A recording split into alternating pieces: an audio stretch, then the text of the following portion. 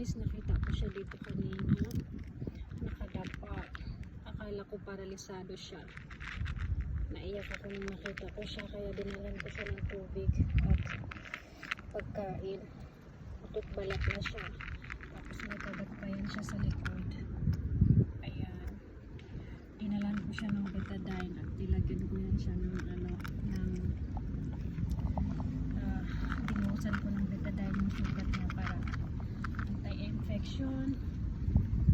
Tapos dadalhin ko ito dun sa may part na may maraming pusa, para kasi may nagpapakain din doon sa regularly dun sa part na yun at marami doon pusa, kaya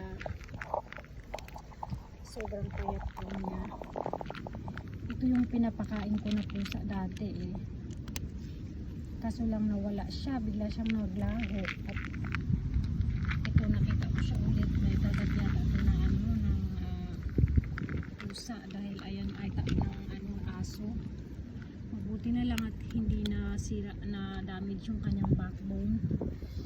Bia, yes, Bia, Bia, Bia, Bia, Bia, Bia, Bia, Bia, Bia, Bia, Bia, Bia, Bia, Bia, Bia, Bia, apa kau ni Bia?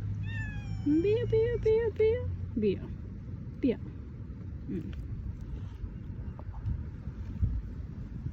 Yeah, umiinom siya ng tubig.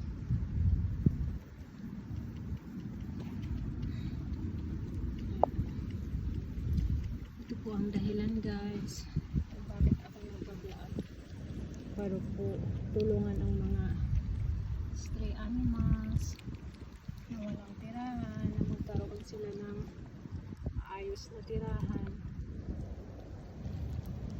Hindi ko alam kung kailan ito nag-umpisa na masyado na akong sa kanila. Nakita niyo po, tutot balat po siya. Ang laki po ng sugat niya.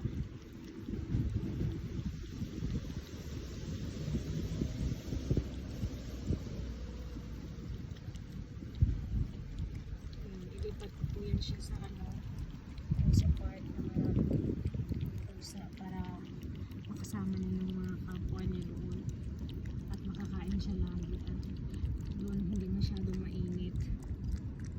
Ayan. Salamat po sa inyong panonood. I-update ko po ulit kayo next time. Grabe po yung buto niya guys, o nakaluwa na po. Ayan. Kawawa naman.